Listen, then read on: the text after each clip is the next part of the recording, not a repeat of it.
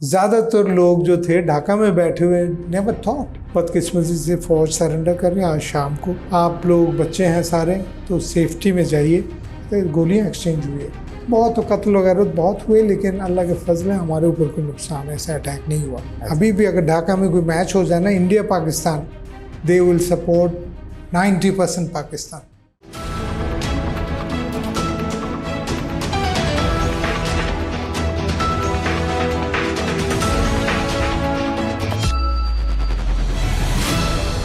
नहमदुहु व नसल्ली अला रसूलिल करीम बिस्मिल्लाहिर्रहमानिर्रहीम रब्बिश इश्रह ली सदरी व यस्सिर ली अमरी वहलुल उक़दतम मिन लिसानी यफ़क़हू क़ौली सदक़ल्लाहुल अज़ीम।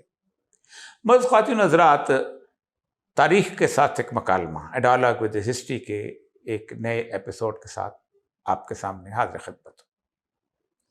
ख़वातीन हज़रात, मशरक़ी पाकिस्तान का अलमिया हमारी तारीख़ का बदनुमा दाग है। ये वो ज़ख्म है जो मुसलसल रिश्ता रहता है। इसके गवाह आप आहिस्ता आहिस्ता इस दुनिया से उठते चले जा रहे हैं, लेकिन ज़िंदा कौमें वो होती हैं जो अपनी कामयाबियों को भी याद रखती हैं और अपने ज़ख्म भी ताज़ा रखती हैं। आज मेरे मेहमान पाकिस्तान के एक बहुत बड़े सफारतकार हैं, जो कि मुख्तलिफ़ जगहों पे सफ़ीर की हैसियत से तैनात रहे और मुख्तलिफ़ जगहों के दीगर उन्होंने डिप्लोमेटिक ज़िम्मेदारियाँ अदा की। लेकिन वो ढाका में पैदा हुए थे, एक ऐसे ख़ानदान में कि जो बहुत बड़ा सियासी ख़ानदान था। उनके वालिद अबुल कासिम मोहम्मद शफ़ीकुल इस्लाम जो थे, ये उस वक़्त मुस्लिम लीग के करता धरता लोगों में से थे, और उनके एक कज़न प्रोफेसर ग़ुलाम आज़म जमात इस्लामी के अमीर थे। जब मशरक़ी पाकिस्तान टूटा और बांग्लादेश बना, तो उस वक़्त ये 14 साल के थे, और 14 साल के बच्चे के शऊर में वो यादें हैं जिन्हें हम आज खुरचने की कोशिश करेंगे। मेरे साथ मौजूद हैं बुरहानुल इस्लाम साहब। अस्सलाम वालेकुम। वालेकुम सलाम। बुरहान साहब, आप मशरक़ी पाकिस्तान में पैदा हुए, क्या ज़मीन थी, क्या खूबसूरत जगह थी। हम तो बचपन में फ़िल्में देखा करते थे, उसकी मेघा की, और उसके साथ उस सुंदरबन के किस्से सुना करते थे, और जैसे कहते हैं कि पटसन की सरज़मीन। फिर हमारे सामने ही बहुत सारी बातें दूसरी आईं। आप उस वक्त वहाँ मौजूद थे। आपके घर में मोहतरमा फ़ातिमा जना की मूवमेंट से लेके फिर शेख मुजीबुर रहमान के आने जाने से सब कुछ सामने। एंड जब ये पूरे का पूरा 70 के इलेक्शन थे, आप क्या देख रहे थे उस वक्त? देखें, 70 के इलेक्शन तो पाकिस्तान के आवाम ने बहुत अरसा की तहरीक और एक जद्दोजहद के बाद ये मनवाने के में कामयाब हो गए। उस वक्त के जो हुक्मरान थे याहिया खान को कि भाई election they, one man one vote के बेसिस पे आवाम को हक के राय दे, ताकि वो तय कर सके कि मुल्क के हुक्मरान कौन बने, मुल्क के पॉलिसीज कौन बनाए। तो ये जब LFO और बाकी चीज़ें आई, ये LFO दिया था उसने 69 में दिया था। तो उससे लोगों को उम्मीद पैदा हुई कि पहले दफ़ा शायद ये मौका मिलेगा बंगाल के आवाम को भी, वो अपने राय के इजहार कर सके और एक फ्री एंड फेयर इलेक्शन शायद ये कंडक्ट कर लेंगे। तो उम्मीदें बहुत थी लोगों को, और उस वक्त तो आपको क्या बताएं कि लोग अपने उस चीज़ों पे जो आम जनरल पब्लिक की जो डिमांड्स थी कि हमारे पॉलिटिकल राइट्स एस्टेब्लिश नहीं हुआ, इकोनॉमिक हमारे रोल को रिकग्नाइज नहीं किया पिछले 22-23 सालों में, 47 के बाद शायद इस वक्त आके इन चीज़ों को एक सही राह में डालने का मौका मिलेगा। खासतौर पे बंगालियों में ये फीलिंग थी, बंगालियों की जो उस वक्त की परेशानी थी, और मूवमेंट जो शुरू तो हुई थी वहाँ से, लैंग्वेज मूवमेंट से, बट पॉलिटिकल मूवमेंट। लैंग्वेज के तो आप उस वक्त तो नहीं, 48 की बात है ना, वो खत पैदा भी नहीं हुए होंगे इंशाल्लाह। हाँ जी। तो इस वक्त इलेक्शन पे लोगों की उम्मीदें बहुत थी, लेकिन मज़े की बात, हमारे भी जो घर पे मुस्लिम लीग के जो इस Pakistan council Muslim league headquarters हमारे घर में थी। चलिए, मैं वजाहत हो जाएगी। कौंसिल मुस्लिम लीग असल में अयूब खान के बाद 2 हिस्सों में मुस्लिम लीग तकसीम हो गई थी। एक को अयूब खान ने कन्वेंशन मुस्लिम लीग बना दिया था, जिसके सेक्रेटरी जनरल जो थे वो जुल्फ़िकार अली भुट्टो थे, और कौंसल के थे मुमताज़ दौलताना साहब। दौलताना यहाँ से थे, बट ओवरऑल लीडर थे ख्वाजा नाज़मुद्दीन साहब, जो कि एक्स प्राइम मिनिस्टर होते थे। जी हाँ। तो ये तो फातिमा जिन्ना से पहले की बातें हैं, तो आपके तो घर में आपने देखा होगा इनको। ये सारी चीज़ें हम बचपन से देखते आ रहे हैं, क्योंकि मुस्लिम लीग 64 इलेक्शन के दौरान मुझे याद है स्कैटन एक जगह, वहाँ मुस्लिम लीग के ऑफिस होते थे, काउंसिल मुस्लिम लीग, और उस पे because my father was in charge, east Pakistan Muslim league overall organisation incharge थे, तो मुस्लिम लीग इलेक्शन के फ़ौरन उस मूवमेंट तो इलेक्शन कैंपेन तो बहुत ज़बरदस्त जारियाना अंदाज से इन्होंने चलाई।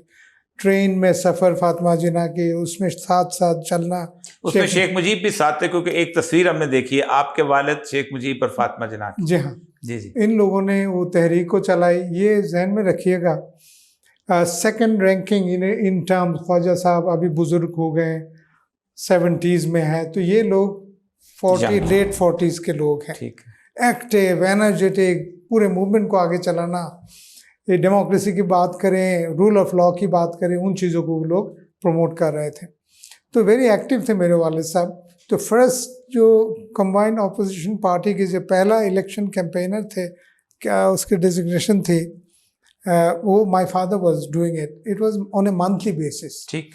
Second month Sheikh Mujib took over from my father. तो डिफरेंट पार्टीज से, आपको पता है जमात इस्लामी ऑल्सो, जो महाज बना हुआ था, महाज बना हुआ था कॉप का। तो इन लोगों ने इलेक्शन की उम्मीद तो बहुत लगाई। मेरे फादर की कॉन्स्टिट्यूंसी थी हमारे गांव में। गांव कौन सा था आपका? गांव है हमारे, उस वक्त इसको कहते थे कुमिला। अच्छा, डिस्ट्रिक्ट कुमिला, जहाँ वो हमारे कुमिला प्रोजेक्ट वाले थे, अख्तर हमीदुद्दीन खान। That's it. जी जी। और सब डिवीजन वाज ब्राह्मण बाड़िया। ठीक है। तो उसमें हम लोग भी, मुझे याद है इलेक्शन के दिन आई वाज देयर, और 3-4 भाइयों के साथ हम वहाँ मौजूद थे गांव में। तो वहाँ टेम्पो में ये लगा है कि इलेक्शन 100% फेयर तो नहीं लगे, धोस धमकियों से लोग वोट इधर उधर कर रहे थे, और जो हम हमारे काउंसिल मुस्लिम लीग के जो रिप्रेजेंटेटिव्स थे, वो लोग अंदर उनको काम करने नहीं दे रहे थे, डरा रहे थे, धमका रहे थे। तो पता तो लग रहा था धांधली थोड़ी सी होगी यहाँ। बहरहाल ज़्यादा वोट नहीं मिलने वाले, सबको हार गए थे। तो 62 के इलेक्शन नहीं, ये 1970 की बात, 70 के इलेक्शन। अगर 62 पीछे जाए, वो तो फातिमा जिन्ना के इलेक्शन बहुत जबरदस्त। अच्छा, 70 के इलेक्शन तो मुजीब जीत गया था ना सब जगह, पूरे वो जीत गए। मैं कहना चाहता हूँ उसमें भी धांधली हुई, लेकिन वो मैंने ये भी मेरे उस प्रोग्राम में अल्ताफ कुरैशी साहब आए थे, तो वो कह रहे थे कि हमें धांधली की खबरें उस वक्त मिली थी। एक तो ये है कि उसकी वैसे मेजोरिटी तो थी ही थी, लेकिन इतनी ज्यादा शायद नहीं। अच्छा, ये अब ये जरा जीत तो जाते हैं, लेकिन इतनी ज्यादा नहीं है जिस तरह, जैसे कि 161 वोट ले लिए थे ना उसने, एग्जैक्ट सीटें ले गई थी इतने। खैर वो तो ऐसा हो गया था। फिर लोग उससे, बंगाल के लोग ज़रा मोटिवेट हो गए, बहुत इंस्पायर हुए कि शायद टाइम आ गया, चीज़ें बदलेगी। लेकिन हमारे जैसे मेरे वालिद साहब और प्रोफेसर साहब जो राइटियस माइंडेड लोग थे, उनको ज़रा फिक्र लाहक इस बात की हुआ कि आगे कॉन्स्टिट्यूशन अरेंजमेंट्स क्या होंगे, शेख मुजीब कहाँ तक अपने प्रोग्राम को परसू करेगा 6 पॉइंट्स का, और यहाँ के वेस्ट पाकिस्तान के साथ आखिर में क्या तय पाएगा कि मुल्क सही रास्ते पे चले। उस वक्त से इलेक्शन के रिजल्ट्स के बाद मेरे वालिद और कज़न को भी मैंने सुना है कि बड़ा चैलेंज होगा, बहुत सब्र और सियासी क्या कहते हैं एक्यूमेन दिखाना होगा, लीडरशिप को, मुल्क को इकट्ठे लेके चलना। अभी तो टूटने वाली बातें ये लोग नहीं करते थे। इनका ख्याल था कि मुजीब टूटने की बातें करता था, आपका तो घर आता था। मुजीब तो ताल्लुकात तो मेरे वालिद के पुराने, और दे वर स्टूडेंट लीडर्स टुगेदर, कलकत्ता में थे। और शेख मुजीब जब अपने डिस्ट्रिक्ट से आए थे पहली दफ़ा, शेख साहब ने हमें ख़ुद बताया कि उसको पहले इलेक्शन लड़ने के लिए मेरे वालिद ने नॉमिनेट किया था, because my father was the secretary यानी acting president of all Bengal Muslim student league. तो they were staying in one hostel in Calcutta, मुसलमानों के, और आपके मेरे वालिद बहुत सारे मुसलमानों के, मेन मुसलमानों का हॉस्टल, नाम था बेकार hostel.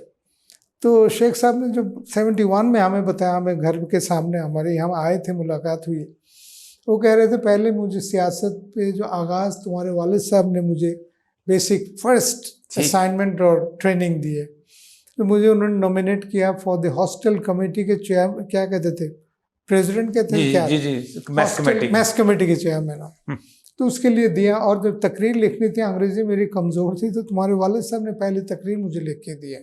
So I made that speech in 1944 ठीक फर्स्ट टाइम। खैर इकट्ठे रहे, काम किया, बहुत तहरीक चलाई उन्होंने। वो अवामी लीग में थे जब वो इकट्ठी होती थी, जिसमें वली खान सदर होते थे और वो उसके साथ होते थे शेख मुजीब, अवामी मुस्लिम नेशनल अवामी पार्टी उसका था। फिर उन्होंने अपनी अवामी लीग अलग बना ली थी, अवामी लीग बनाया, नवाब नसरुल्लाह भी उसके सदर रहे हैं, उसके Awami Muslim League and all that. But इनके ताल्लुकात हमेशा थे। ठीक है। जो फोरम डेमोक्रेसी की बने, इकट्ठे दोनों हैं, लेकिन फातिमा जिन्ना के इलेक्शन का बहुत बड़ा एक मौका, और उस मौके पे इकट्ठे काम किया। और वी रिकॉल वेरी फ्रैंकली, पल्टन में मीटिंग थी ढाका में, अब मैं बहुत छोटा बच्चा था, मुझे याद है कि स्टेज में जाके एक साइड पे हम लेट गए, बैठ गए देखने के लिए क्या हो रहा है पल्टन मैदान में, पल्टन में, उसी 64 के कैंपेन के दौरान। अच्छा। और बैठा हुआ था, मुझे हमारे मौलवी साहब ने दिए बुके कि आपने फातिमा जिन्ना को पेश करना है। अच्छा। तो दिया था, मुझे vaguely I remember, this is 64। जी मेरी भी वेग है, मैंने गुजरात में आई थी तो मुझे फातिमा जिन्ना का चेहरा याद है, और हबीब जालब की वो मैं नहीं मानता मैं नहीं जानता नज़म याद है। जी जी। तो अच्छा मौका था, लोग इकट्ठे काम कर रहे थे। बहरहाल जब इलेक्शन हार गए, बल्कि इलेक्शन से पहले एक मज़ेदार बात बताऊं, मेरे वालिद और शेख साहब की क्या अंडरस्टैंडिंग थी, जब मुस्लिम लीग के तो एक अपने मैनिफेस्टो एंड एवरीथिंग, 69 में my father one of those people जो रियलाइज़ किया कि आप कुछ इस पाकिस्तान के लिए कोई कॉन्स्टिट्यूशनल एटीट्यूड रखना होगा, कोई चीज़ ऑफ़र करना होगा कि लोगों को दिलचस्पी हो, और पार्टी के नुक्ते में भी कुछ तब्दीली आनी चाहिए। तो पार्टी के अंदर बहुत इसमें शोरगुल पैदा हुआ, और आखिर ये हुआ कि एक प्रपोजल उन्होंने पेश किया कि the capital of Pakistan should be shifted to Dhaka. ये 69 में मुस्लिम लीग में हुआ? मुस्लिम लीग में हुआ। अल्लाह, ये बहुत बड़ी बात है। ये मेरे वालिद साहब के यानी शेख मुजीब ने तो बाद में कहा कि असेंबली का इजलास बुलाओ, ये capital of Pakistan should be shifted from Karachi to Dhaka. Karachi to Dhaka, it was Muslim league की प्रपोजल, काउंसिल मुस्लिम लीग मुश्किल से पेश हुआ, वेस्ट पाकिस्तान के लोग उसमें इतराज़ कर रहे थे, लेकिन बड़े मुश्किल से मनाए।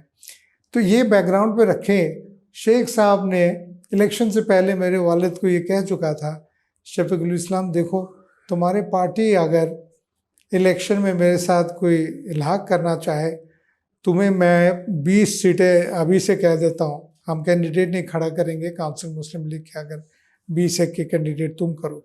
70 की बात है। उस वक्त लोगों के दूसरी तरफ के लोग कॉन्फिडेंट थे, जमात इस्लामी वाले, हम बहुत ज़बरदस्त सीटें लेंगे। तो तबसरे ताफ कुरैशी साहब ने आधा पाकिस्तान जितवा दिया था उनको। तो वालिद के पार्टी के भी लोग भी ऐसे सोच रहे थे कि कम से कम 30-35 सीट तो हम ले जाएंगे। तो इसलिए कोई भी मुजीब से उनके जो ऑफर था उन्होंने नहीं माने नहीं।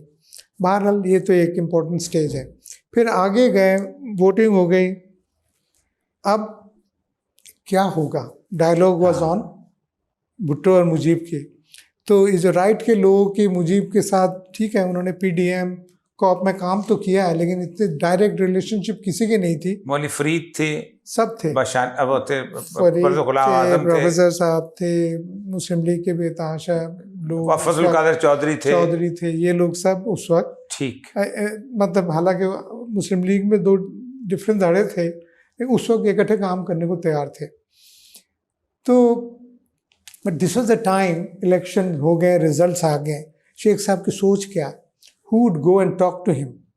तो बातचीत होती रही, और वालिद साहब को सब ने आके, प्रोफेसर साहब ने ख़ास तौर पे, और राइटिस्ट जितने पार्टीज़ के लोग घर आके बताने लगे, शफीक साहब आप शेख साहब से बात करके पता तो करें कि what is in his mind, ये 6 पॉइंट को कहाँ लेके जाना चाहता है। ये तो ऐसा स्टेज लगता है कि मुल्क टूट ना जाए। तो ये बाद में आके 24 मार्च मिलिट्री ऑपरेशन से एक दिन पहले शेख साहब ने कहा कि शफीक आप मेरे घर आ जाओ, रात को हम मिल के बात करेंगे। 24 मार्च को धानमंडी के उसके घर में बातचीत हुई है, धानमंडी में। शेख साहब ने कहा देखो, हम तो उन्होंने इकट्ठे तहरीक की है, पाकिस्तान के लिए जुद्दोजहद की है, पाकिस्तान तोड़ने का तो मैं सोच नहीं सकता। भाव दैट वाज 24 मार्च। अगले दिन मिलिट्री एक्शन हुआ है। Military action next day. तो उन्होंने कहा, हम तो भुट्टो को भी हमने कहा कि जो भी अरेंजमेंट करना 6 पॉइंट्स पे बात करनी है पार्लियामेंट में जाके करते हैं, पहले पार्लियामेंट के सेशन तो बुलाएं। मैंने लास्ट 3 वीक्स 4 वीक्स जो डायलॉग चल रहे थे, वो ये डायलॉग चल रहे थे कि 6 पॉइंट पे पहले बात करेंगे, पार्लियामेंट में बाद में जाएंगे, इसी में उन्होंने 3 मिनट जी। तो शेख साहब ने वालिद को कहा, मैं तो इनको यही कहता रहूँ, अखबारों में हमारे स्टेटमेंट्स क्लियर है कि हम जो भी बातें करनी है कॉन्स्टिट्यूशन अरेंजमेंट पार्लियामेंट में जाके करेंगे, आप इलेक्शन आप वो अनाउंस करो होल्डिंग ऑफ द सेशन। तो लोग कर नहीं रहे थे। अच्छा, याह्या खान भी आ गया था ना वहीं पर, याह्या खान आ गया, भुट्टो भी साथ था, भुट्टो भी साथ थे। They were not ready, they are very hard. तो उससे ये पता लगा, मेरे वालिद की और प्रोफेसर साहब की फीलिंग है, पाकिस्तान के जो लीडरशिप है वो मानने को तैयार नहीं थे कि एक मेजॉरिटी पार्टी लीडरशिप को पूरी पावर दे दे, वो तय करे कि किन से वो अलायंस पार्टनरशिप करेगा पार्लियामेंट के अंदर। मुझे तो कहते थे ना, मैं किसी के साथ भी कर सकता कराते तो जी, खास तौर पे तो वो उनकी ये अंडरस्टैंडिंग है कि वो देंगे नहीं। तो हमारे जो ये बुजुर्ग लोग थे कि जब तक कोई पॉलिटिकल अरेंजमेंट प्रॉपर ना हो जाए, और इन दोनों ने मिल के एक जॉइंट स्टेटमेंट दी थी, वो मुझे याद है, प्रोफेसर साहब और मेरे वालिद साहब, कि आप इलेक्शन के रिजल्ट सामने आ गए, they should hand over power to Sheikh Mujib and hold assembly session in Dhaka. जो उसने कहा था कि ढाका में बुलाया है, तो ये कह रहे थे कि ढाका में नहीं जाने, इनकी स्टेटमेंट आ गई, ढाका में बैठे हुए थे लेकिन सेशन बुलाने को तैयार नहीं थे। ठीक। तो उससे पता लग रहा था मुल्क को आगे ले जाना मुश्किल है। शेख ने उसी मौके पे बताया कि डर ये है कि मिलिट्री ऑपरेशन की बात चल रही है। 24 मार्च को, 24 मार्च को आपके घर। ठीक, अच्छा। 24 मार्च को ये बात कर रहे थे। तो मेरी इंफॉर्मेशन है कि they are trying to take military action which should not lead us to anywhere. उन्हें चाहिए कि अपने ठंडे दिमाग से सोचें क्या होना चाहिए और डेमोक्रेटिक एंड पीसफुल डायलॉग से कोई रास्ता निकाले। नहीं बात चली, मिलिट्री ऑपरेशन हो गई, लेकिन उसके बाद भी मौके नहीं गए, मैं बाद में बताऊंगा आपको। ठीक है, उसके बाद क्या नहीं हुआ? और भी मौके आए हैं। अच्छा, कि डायलॉग किसी तरीके से शुरू करें 25 के बाद। 25 अच्छा, 25 के बाद जब मिलिट्री ऑपरेशन हुआ, उसके बाद दो तरह की कहानियां मिलती हैं। एक तो यह है कि बिहारियों को मारा गया सिर्फ, एक ये है कि फौज ने मारा, दोनों तरफ से हुआ था। दोनों कहानियां हैं। और टिक्का खान का वो स्टेटमेंट बड़ा मशहूर कि वो कहते हैं जी 1.5 लाख लोगों को मारा है, हमने तो सिर्फ 34-35 हज़ार मारे हैं। ये बड़ा गैर इंसानी सी सूरत हाल है जो फिक्र कहने की। ये कहते हैं इतने रेप हुए, नहीं हमने इतने नहीं किए, हमने कम किए हैं। तो ये आप उस वक्त पूरे दार बात है, 14 साल की बच्चा जो है उसको पूरा पता होता है। 25 मार्च से लेके 16 दिसंबर तक कैसे गुजरा? देखिए, हम तो जज्बाती पाकिस्तानी थे। हाँ, सारे शुरू से हमारे घर में पाकिस्तान, हर साल 14 अगस्त के फ्लैग को चढ़ाना। नहीं, वो तो बंगाली सारे थे। 23 मार्च को, ये भी मजे की बात बता दूं, 71 के 23 मार्च में ढाका में पाकिस्तानी फ्लैग बहुत कम उड़ाए लोगों ने। हमारे घर और ढाका के नवाब बाड़ी जो है सलीमुल्लाह के घर, वहाँ 2 सिर्फ फ्लैग्स चढ़े। हमारे घर में जब फ्लैग इस 23 मार्च वाले दिन, 23 मार्च 2 दिन पहले मिलिट्री ऑपरेशन, अच्छा, बहुत ज़्यादा बड़ा हंगामा हो गया ढाका यूनिवर्सिटी में। इकबाल हॉल बहुत मशहूर है, इनके आवामी लीग के स्टूडेंट्स ऑर्गेनाइजेशन के सेंटर है। तो लोगों ने वहाँ हंगामा मचाया कि ये देखो यहाँ एक घर बाज़ार में, हमारे रमना के इलाके में, ये शफीकुल इस्लाम जो है मुस्लिम लीगी, उन्होंने फ्लैग लहराया। ये तो ख़तरनाक सूरत हाल है।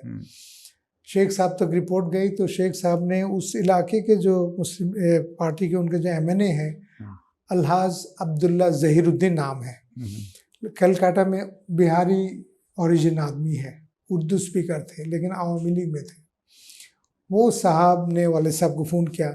मेरे वालिद से आई थिंक एज में बड़े थे, ले अब्दुल्ला ज़हीर भाई कहते थे वालिद साहब, लगता है 8-10 साल बड़े होंगे। तो उन्होंने कहा कि जी शफीक, आपने जो ये झंडे चढ़ाया लहराए, ये तो बड़े ख़तरनाक सूरत बन गई। आप लोगों के मॉब के एटीट्यूड आप जानते हैं, लोग वहाँ से मॉब अटैक के प्लान कर रहे हैं। उन्होंने बड़ी स्ट्रिक्टली कहा, वो बातें हमने रिकॉर्ड की हुई थी, हमारे कैसेट प्लेयर एक नई चीज़ आई थी, उसमें entire discussion was recorded for long time, और बाद में गुम हुए रिकॉर्ड प्लेयर। वो जो 6 तारीख के 16 दिसंबर के बाद खाला के घर गए थे, वहाँ से somebody stole it बाहर। वो जो रिकॉर्डिंग थी वो तो जब आप वहाँ से भागे तो हुआ ना, ठीक। अच्छा, वो रिकॉर्डिंग में ये बात थी, वालिद साहब ने कहा, देखे ज़हीर भाई, isn't it Pakistan? Has Pakistan already got disintegrated? If not, why should I take off the flag of Pakistan? Over my dead body, nothing, nobody can change my decision and determination about the flag. बहुत हंगामा। अच्छा, ये बात उनकी ख़त्म होती है कि नथिंग डूइंग, झंडे हम नीचे नहीं करना है।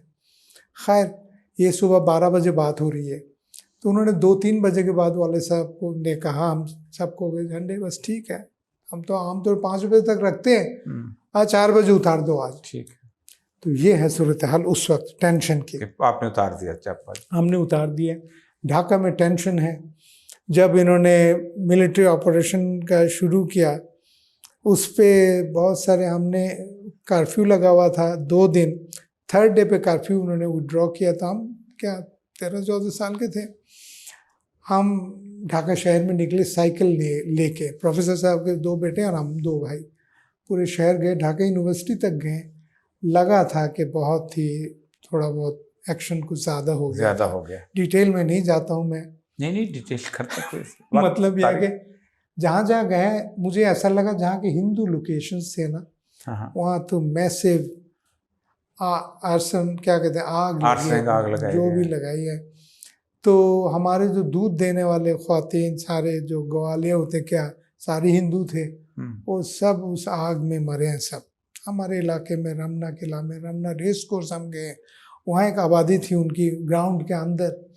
तो जुल्म तो हुआ उस वक्त, लेकिन उससे पहले जैसे आपने कहा बिहारी के साथ भी हुआ, उससे पहले तो ये एक्शन रिएक्शन वाला मसला था। बल्कि वो उसने फारिस मीर ने लिखा है, वो गया था वहाँ, तो उसने कहा कि एक उन्होंने टब रखा होता था, तो बिहारी की नस काटते थे, उसमें खून जमा करते रहते थे बिहारी में, इस हद तक वो करते थे। कहानी दोनों तरफ आती रहे, दोनों तरफ से हुई है। क्योंकि देखें, इसको थोड़ी तारीख में जाना पड़ेगा, बिहारियों के साथ एनिमिटी किस बात की है।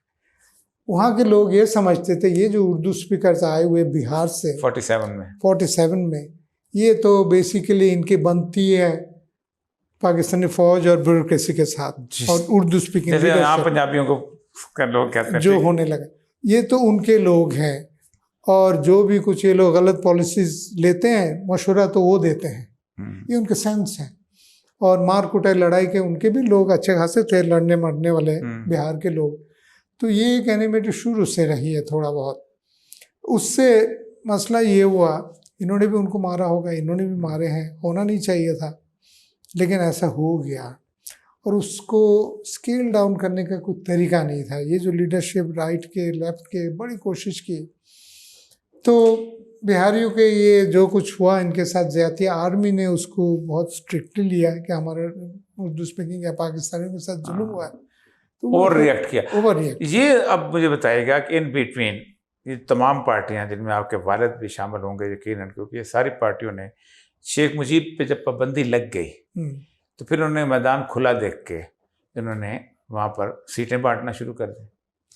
ये जब मिलिट्री ऑपरेशन के बाद ना, मिलिट्री ऑपरेशन के बाद तो ये गवर्नमेंट कोशिश कर रही थी कि किसी तरीके से, हालांकि वो जो पीस कमेटी बताया था, जिसके मेरे वालिद सेक्रेटरी जनरल थे, और ये उन्होंने बनाई थी, नूरुल अमीन साहब और राजा त्रिदेव राय, ये सब राइटर्स, महमूद अली, सब इकट्ठे थे। तो इन लोगों का ख्याल था कि ये जो दोनों तरफ से टेंशन है, इसको कम किया जाए, और जो मिसअंडरस्टैंडिंग है about army and military action and it's purposes, ये लोगों तक कम्युनिकेट किया जाए। हालांकि इट वाज इनडिफेंसिबल था जो कुछ हो गया था, लेकिन फिर भी कोशिश कर रहे थे, पाकिस्तान को एक रखना है और इसके एक ही तरीका है, मिल के काम करना है, थोड़ी सी अंडरस्टैंडिंग हो जाए, मिलिट्री ऑपरेशन की जो टेम्पो है कम करे।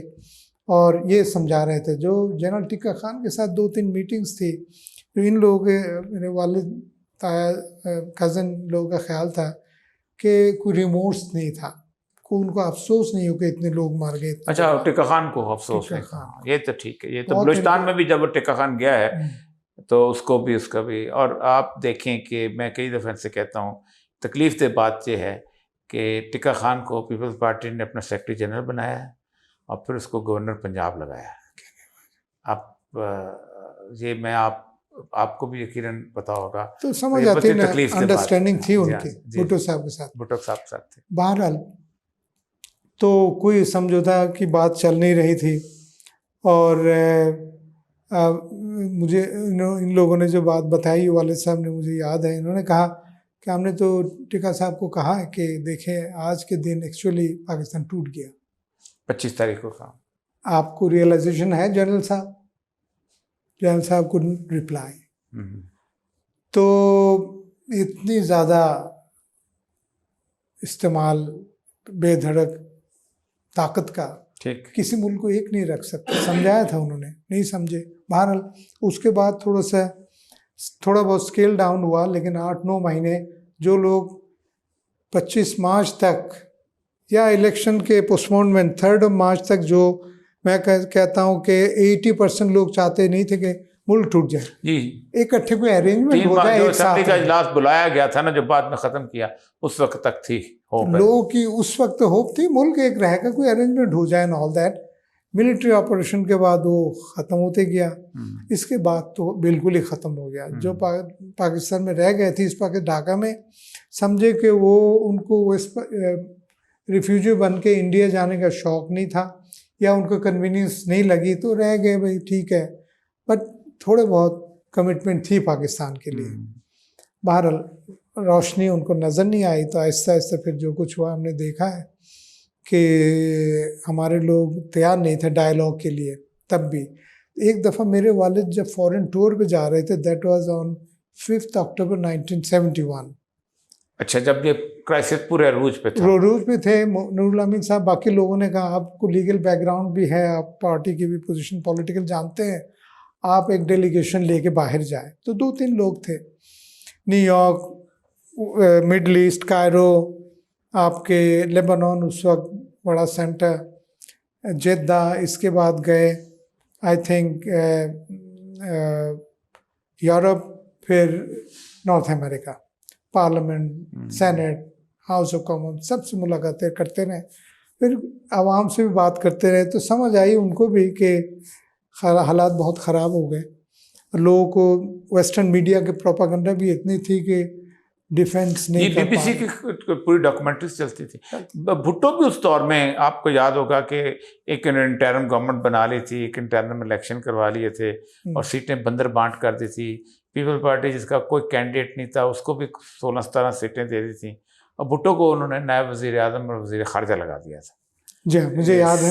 साथ वो पीरियड जो था, और उसके एक दिन के बाद, उससे 1-2 दिन पहले इंडिया ने हमला किया था ना जी। हाँ, लेकिन उसके 2 महीने पीछे ले जाता हूँ आपको। अच्छा, 5 अक्टूबर मेरे वालिद साहब वर्ल्ड टूर पे निकल रहे थे, तो इस्लामाबाद होके जाना था।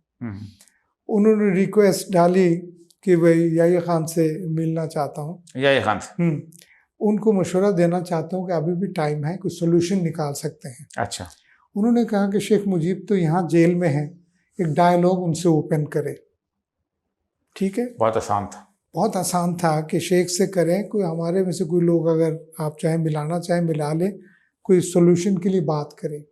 अच्छा, इससे 3 महीने पहले मिलिट्री ने इस पाकिस्तान में एक एमनेस्टी अनाउंस की है, जनरल एमनेस्टी, कि पॉलिटिकल लीडर जो बाहर गए वो आ सकते, वापस आ जाए, माफ़ी तलाफ़ी करके वो भी सियासत करे, जो भी मर्जी करे। अवामी लीग को लोगों को जो बॉर्डर क्रॉस करके कैलकाटा जा चुके थे, जी ढाका में बैठे, कलकत्ता में बैठे थे, उनके लिए इन्विटेशन थी। उस वक्त बहुत सारे लोग आ भी गए। मुझे याद है 2 MNS का मेरा नाम भी याद था, एक उबैदुर रहमान थे, एक और साहब थे। और वो जो बाद में आपको ज़्यादा क्लियर हुआ, जो मुश्ताक साहब से खंदकर मुश्ताक, वो कैलकाटा में इनके इंडिया के समझ आ गए, इंडिया पाकिस्तान से बदला लेना चाहता है, पाकिस्तान को तोड़ना चाहते हैं। जो यहाँ से लोग वहाँ गए हुए, वो लोग जो थोड़ा सा पॉजिटिव माइंड रखते थे, वहाँ बैठ के भी चाहते थे कोई मुफाहमत हो जाए। उनमें से अपने खंदकार मुश्ताक साहब वाज ऑन टॉप लीडरशिप में। तो पैगाम उनके ज़रिए वो जो उबैदुर रहमान साहब लेके आए थे, कुछ रास्ता निकालो, वक्त नहीं है।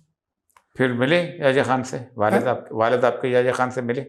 और नहीं मिले, यही नहीं। तो कहना चाहता वो। अच्छा। याहू खान को दिलचस्पी नहीं थी, मुलाकात नहीं हुई। बहुत तकलीफ से बात है तकलीफ। जी। मुझे बताइएगा कि वो जो रात थी जिस रात सरेंडर हुआ है, दो तरह की फीलिंग होंगी, ज़ाहिर बात है। एक वो जो उनको बहुत दुख होगा, एक वो जो कि खुशी से नाच रहे थे। Yeah. और वो कैसा दिन था उस वक्त का? अजीब था, हम लोगों के लिए तो बहुत सदमे का दिन था, जैसे पूरा आसमान टूट यकीन पड़ा। था लोगों को कि पाकिस्तान की फौज सरेंडर कर जाएगी? बिल्कुल नहीं था। ज़्यादातर लोग जो थे ढाका में बैठे हुए, नेवर थॉट ऐसा हो जाएगा। मतलब हम वहाँ बैठे हुए head quarters of peace committee और मुस्लिम लीग के ऑफिस हमारे घर में, हिंट नहीं, लास्ट एक हफ्ता तो कर्फ्यू शर्फ्यू लगा हुआ था और हमें तोपों की आवाज़ आने लगी। ढाका के बूढ़ी गंगा के रिवर के उस साइड से तोपें चल रही थी। लग तो रहा कुछ हो रहा, लेकिन होप अगेंस्ट होप होता है ना यूथ के जी, और ठीक है, हाँ। पाकिस्तानी, आप जब कमिटेड लोग हो, कुछ निकलेगा कुछ निकलेगा, हो जाएगा, ठीक है। फिर बात चली थी न्यूयॉर्क में डायलॉग, वो जो UN security council Polish Poland की करारदाद जो आई थी, जो जिसके बारे में भुट्टो के बारे में कहा जाता है उसने फाड़ दी थी। That's it. पोलिश की रेजोल्यूशन के लिए ये 3-4 आई थिंक जंग से 2-4 दिन दो ऊपर दिन नीचे, पहले, 2 दिन पहले तो ढाका रेडियो से अनाउंस हुआ कि एक खबर में, मुझे हमें याद है, मैंने अपने कानों से सुनी है कि एक प्रपोजल पोलैंड का है, शायद कोई मुफाहमत हो जाए, पीसफुली कोई रेजोल्यूशन हो मसले का, और इस पे बातचीत चल रही है। तो ये जब अनाउंस हो गया, हमने कहा यार शुक्र है, इंशाल्लाह मुल्क तो एक रहेगा। ठीक, उम्मीद बहुत। 2 दिन बाद अनाउंसमेंट चेंज कर दिया जी उन्होंने। Withdrawn, that statement stands withdrawn. मतलब यह है कि हम फिर ये स्टेटमेंट किसने चेंज किया? गवर्नमेंट ने? गवर्नमेंट रेडियो पे उस वक्त। और क्या कहा? कहा कि वो जो 2 दिन पहले के ऐलान था, हाँ। वो उसको हम नहीं वापस मानते। लेते हैं, हम मानते नहीं, वो गलत हुआ। अच्छा। तो ये जब हुआ तो हम फिर परेशान हुई। फिर नहीं, एक तरफ से हमें उम्मीद पड़ी है, हमने सोचा न्यूयॉर्क में बातचीत चल रही है, शायद something is being worked out, कोई हल निकलेगा शायद, लेकिन नहीं हुआ। फिर आगे जब बात चली है, कर्फ्यूज चलते रहे, फिर आखिरी दिन जैसे हमें पता लगा, ख्वाजा खैरुद्दीन साहब के वहाँ से फ़ोन आ गया। ख्वाजा साहब ने कहा बदकिस्मती से फ़ौज सरेंडर कर रही है आज शाम को, आप लोग बच्चे हैं सारे, तो सेफ्टी में जाइए और यहाँ रहना मुनासिब नहीं होगा। आपके घर तो ख़ास तौर पे हेड क्वार्टर्स था पॉलिटिकल मूवमेंट का उस वक्त, तो लोग अटैक करे तो मुश्किल होगा। छोटे थे हम, मेरा बड़ा भाई 18 साल का, 16, 14, 13, 12, तो हम फिर माँ ने कहा इधर उधर हो जाओ, तितर बितर। खैर उस वक्त बहुत करीबी लोगों को हमने पहचाना और बहुत दूर के लोग बहुत आपकी मदद कर गए, ऐसा भी देखा। तो ये होता है हर क्राइसिस में, अपने लोग पराये हो गए, बहुत पराये ने आपको हेल्प किया, आपको रहने की जगह दी, खाना पीना दिया, आराम से रहे, फिक्र ना करें एंड ऑल दैट। तो फिर जो बाकी दूसरे लोग थे, हम इत्तेफाक से हमारे घर के सामने ढाका में जब आते थे ना, आवामी लीग के second leadership, second in command Syed Nazrul Islam Mymensingh से बिलोंग करते थे। इस्लाम वही तो जो चला गया था वहाँ एग्जाइल करके। That's it. जी जी। तो उनका घर यहाँ था, तो नजरुल साहब के यहाँ लोगों की उस वक्त तो सेलिब्रेशन थी, लेकिन कि भाई ये हो गया, लेकिन nobody came as such to our help। तो इधर उधर से हम निकले, लेकिन 16 दिसंबर के शाम 5 तक हम इर्द गिर्द घूम रहे थे। 5 के बाद 6-7 हम निकल गए। बहुत तो कत्ल वगैरह बहुत हुए, लेकिन अल्लाह के फजल है हमारे ऊपर कोई नुकसान, ऐसा अटैक नहीं हुआ। बच गए, शहर से बाहर गए, 2 साल वहाँ रहे, फिर आए।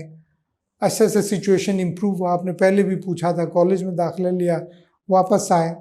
और फैमिली वॉज डिवाइडेड। वालिद साहब इस्लामाबाद में यहाँ बैठे हुए, वो जो कुछ लोग MNA इलेक्ट हुए थे उनमें से वो भी एक थे, वो जो बंदरबांट की आप जिसको बंदरबांट कहते हैं, तो बैठे हुए थे यहाँ। थी, मैं नहीं कहता, दुनिया कहती है बारा। ठीक है, ओके, थैंक यू। तो उस वक्त तो यहाँ थे, तो हम वहाँ थे। We are not in touch with our father for 2-3 years। Red Cross, अच्छा, वो यहाँ पर थे, यहाँ थे ना, रेड क्रॉस से थ्रू मैसेजेस आते जाते थे। जब बातचीत चली थी कि रिपेट्रिएशन की प्रोसेस चलेगा, तो मेरे वालिद साहब ने भुट्टो को कहा कि मेरी फैमिली तो डिवाइडेड है, बड़ी तादाद के बच्चे मेरे, तो इनका तो लाना होगा। तो उन्होंने कहा आप बताइए पूरी फैमिली लाना चाहते हैं, आपके सोर्स ऑफ इनकम यहाँ तो नहीं, आप वकील थे प्रोफेशनली, इतने बड़े आपके सेटअप एस्टेब्लिश हो तो ख़त्म हो जाएगा वहाँ, तो आप यहाँ क्या करेंगे, पूरी फैमिली लाएंगे कि छोटा कुछ अरेंजमेंट। वालिद ने कहा मैं 4 बेटों को मैं बुला लेता हूँ। तो उन्होंने ऑर्डर शॉर्डर इशू किया, कैबिनेट ने किया, तो महीने का अंदर वी वर हियर 11 मई 1974। लेकिन इस दौरान शेख मुजीब वहाँ आ चुका था। मैं कहा शेख मुजीब की असैसिनेशन भी हो चुकी थी 74 नहीं 75 में हुई, 75 में। वो इंटरेस्टिंग बात है। अच्छा हाँ हाँ, क्योंकि वो जो मेजर दालम वगैरह जो हैं जो सारे वो बाद में। अच्छा हाँ, माहौल ख़राब होना शुरू हुआ है, तो शेख मुजीब इकोनॉमिकली संभाल नहीं पा रहा। वापस जब आया ना, क्योंकि इंडिया ने बहुत लूट मार करके ले गया था, बहुत ज़्यादा लूट मार की है इंडिया ने। लोग, मैंने खुद रेजिस्टेंस देखी। इवन एक मेजर थे बहुत मशहूर हुए थे, मेजर जलील, वो बरीसाल सेक्टर के इंचार्ज था, उसको मैंने रेजिस्ट करते हुए हम लोगों ने देखे, लड़ाई झगड़े हो रहे हैं बरीसाल में कि ये हमारे पाकिस्तानी आर्मी के जो आर्म्स एमुनिशन ये डिपो तुम लेके कहाँ जा रहे, तो गोलियाँ एक्सचेंज हुई है। बट कुछ लोग सिंपैथेटिक थे, अपेरेंटली जाने दिया। बहरहाल शेख साहब की पॉपुलैरिटी कम होती रही है, और हम लोग राब्ता शब्ता शेख साहब से हमारे उस वक्त, ये बताना ज़रूरी है, थोड़े से पर्सनल आ जाता है मसला। नहीं, जितने राइटिस्ट लोग थे उनके प्रॉपर्टीज कन्फिस्केट कर दिया, कोलैबोरेटर्स एक्ट बनाया जिसके हमारे खिलाफ ट्रायल होंगे, ये बात चली, जिसमें अलबदर शम्स वाले भी थे। ये सब मिलकर पॉलिटिकल लीडर्स के 37 के नाम आ गए। क्योंकि जब शेख मुजीब आए, जब गवर्नमेंट आई है, तो अलबदर शम्स के तक से लोगों को पकड़ लिया गया था ना, बहुत टॉर्चर किया, बहुत सारे गुम हुए, बहुत सारे पकड़ लिए गए। तो ये जब हुआ ऑर्डिनेंस, शेख साहब अभी आए नहीं थे, ये उनके ढाका पहुंचने से पहले ये हो गया था, ताजुद्दीन की हुकूमत ने किए, तो हमारे प्रॉपर्टी कॉन्फिस्केट हो गया, ये वो। तो एक पर्सनल अच्छा एनेक्डोट है, मेरे मादर ने कहा तो बड़ी ज्यादती, हम कहाँ जाएंगे, छोटे छोटे बच्चे लेके, हमारे 4 भाई, हम बड़े निकल गए वहाँ से, बाकी 6 भाई वहाँ पड़े हुए, छोटी बहन भी। तो उन्होंने कहा नथिंग डूइंग, यहाँ रहूँगा, हु कैन डू व्हाट। मेरे वालिद ने, मेरे मादर ने बड़ी स्टैंड लिए। अच्छा, फिर थोड़े से हालात बेहतर हुए तो एक ख़त लिखा, बड़े भाई को कहा, आप बड़े भाई के क्लास फेलो थे, शेख साहब का बेटा, बड़ा बेटा, तो आप जाओ शेख साहब को, दरमियान में तुम्हारी मुलाकात हुई नहीं हुई, आप उनको ये पिटिशन लेके जाओ कि ये जो प्रॉपर्टी इसको वो करे, स्टे ऑर्डर दे। लेके गए, वाले साहब भाई को रिकग्नाइज़ किया, बुलाया, तो उन्होंने कहा अच्छा बैठो बैठो बैठो, तो तुम लोग इधर ही हो ना सारे? हाँ है। जाना नहीं कहीं? अच्छा बिल्कुल नहीं। फिर उन्होंने कहा कि अच्छा ये, वहीं उन्होंने साइन किया, शेख साहब के सिग्नेचर तो आपको पता पूरे मुल्क में चलता था। इमीडिएटली वेकेट हो गया जी, कन्फिस्केशन।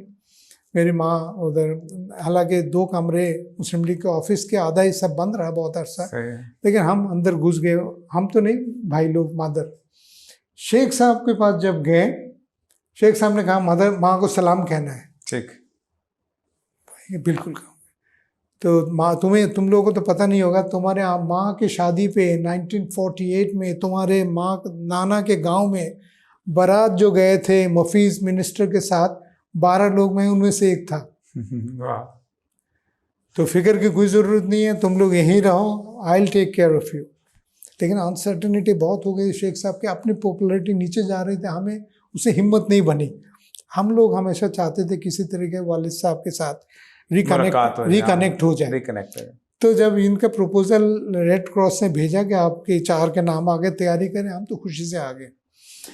लेकिन दरमियान के 73 की एक कहानी बताऊँ, वो जो कोलैबोरेटर्स एक्ट का था, प्रोसेस शुरू हुआ, तो भुट्टो साहब ने, नूरुल अमीन साहब ने माय फादर को कहा कि शफीक साहब आप लॉयर, आप लंदन जाए 1 साल के लिए, वहाँ जाके लीगल डिफेंस तैयार करें। तो हाई कमीशन के साथ ये दफ्तर आपका होगा 34 लाउंड स्क्वायर। अच्छा, मेन सेंट्रल लंदन में? लंदन में 7 वाले घर। तो यहाँ आप ब्रिटिश लॉयर, कॉन्स्टिट्यूशनल एक्सपर्ट को तैयार करें, आपको आर्गूमेंट्स पता है। तो ब्रिटिश क्यूसी थे sir Dingle Foot, very famous constitutional lawyer, उनको तैयार किया। ये जो कहते हैं कोलैबोरेटर्स किस चीज़ के, ये तो पाकिस्तान, हम तो पाकिस्तानी थे, पाकिस्तान को डिफेंड कर रहे थे, we are the loyal citizens of Pakistan. वो बल्कि बगावत कर रहे थे, उनके खिलाफ ट्रायल होनी थी। कितना फ़र्क है, मैं यहाँ के उस वक्त भुट्टो ने डिफेंड करने के लिए भेजा, इस वक्त जब अब मुतिया रहमान निज़ामी वगैरह को सजाएं हुई, सब कुछ है, तो पाकिस्तान गवर्नमेंट चुप करके बैठ गई। इसके लिंक मैंने 40 साल का बताता हूँ आपको। अच्छा ठीक है। तो जब हुआ तो डिंगलफुट पहले हियरिंग पे गया, मुजीब वाज इन ढाका, हम लोग ढाका में थे। तो बात हुई, जो ब्रिटिश लॉयर आया तो उसने अच्छा आर्ग्यू किया, वही जो बातें आपको मैंने बताई, ये पाकिस्तान के लिए पाकिस्तानी लॉयल सिटीजन, अब कोलैबोरेटर्स किस चीज़ के, आपकी कोई हुकूमत थी यहाँ तो क्यों आप ये कर रहे हैं। तो अगले दिन शेख ने पैगाम भेजा मेरे वालिद को लंदन के। शेख को पता था my father was in London, इसलिए भी पता था कि लंदन में जो ब्रिटिश बांग्लादेशी हाई कमिश्नर थे वो मुस्लिम लीग के एमएनए थे 64-2 में। अच्छा, वो जो अयूब खान वाली कैबिनेट में खिलाफ अच्छा खिलाफ काउंसिल के जी जी मेमन सिंह से 62 को याद है ना, election campaign 64, he was point person there, Mymensingh के कैंपेन। तो वो उस वक्त हाई कमिश्नर था। मेरे वालिद के मुस्लिम लीगर दौलता नवाज पाकिस्तान का high commissioner, my father is a separate establishment. तो शेख साहब ने पैगाम भेजा, हमें कहा, भाई को कहा, उनको शफीक को कहो ये कुछ करने की ज़रूरत नहीं, हालात बदल जाएंगे, ये सारा मैं कर दूंगा। उसने कहा था स्क्रैप कर देंगे। तो बाद में ऐसा ही हुआ, महीने 2 महीने के बाद स्क्रैप कर दिया, कोलैबोरेटर्स एक्ट ख़त्म हो गया। ठीक। उसके बाद 40 साल के बाद ये ट्रायल शेख हसीना ने फिर शुरू किया। उसमें जो पहला आदमी ट्राई हुआ अब्दुल कादिर मुल्ला, नहीं, मेरा कजिन प्रोफेसर गुलाम आजम। अब वो तो वही इंतकाल किया, हैंग नहीं किया, अब उसे जेल में इंतकाल करके। First case was against him. हाँ जी, प्रोफेसर साहब से मेरी मुलाकात हुई थी 2004 या 3 में, जब कोयटा आए थे, बड़ी जबरदस्त पाकिस्तान आए, कमाल की चीज। मैं सिर्फ ये कहता हूँ कि उस वक्त तो भुट्टो ने आपके वालिद को भेजा, जाओ जाके केस लड़ो इंटरनेशनल लेवल पे। इस दफ़ा आप चूंकि खुद फॉरेन ऑफिस में रहे हो, आपको पता है पाकिस्तान की पॉलिसीज कहाँ बनती हैं कैसे। इस दफ़ा हमने प्रोफेसर गुलाम आजम से लेके मुतीम निज़ामी तक सबको हमने हैंग होने दिया। बस वो माहौल ऐसा है, फिर हमारे जो इदारे हैं ये लोग बहुत ज़्यादा एक्टिवली उसको परस्यू नहीं करना चाहते थे, क्योंकि हर चीज़ के पीछे तो और चीज़ें आ जाती है ना, कि भाई आप अपने बंदू क्या करते, पाकिस्तान के सपोर्ट में आपके साथ तो हमारे बहुत सारे इश्यूज रह गए, वो भी सेटल नहीं हो गए। मेरा और आप दोनों का बैचमेट जो है वो बांग्लादेश में रहा है, उसने किताबें भी लिखी हैं, अफरासियाब मेहदी हाशमी। उसका एक बिल्कुल डिफरेंट एंगल है वहाँ के लोगों का। वो कहता है कि इस दौरान मैंने देखा कि बंगालियों के अंदर एक फीलिंग है जैसे उनसे कोई अचानक छीन लेगी ये कोई चीज़।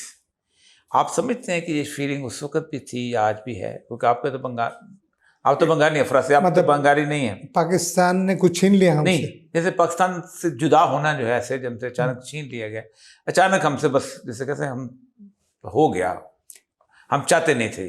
और ये तो सही है, ये पाकिस्तान में मैं तो अभी भी दावा करता हूँ, हालांकि मैं सरकारी मुलाजिम था, मेरी फीलिंग ये है कि एक open free and fair referendum हो। अभी भी वहाँ के 50% से लोग ज़्यादा कहेंगे अगर इल्हाक ना हो, best of the relation, confederation type.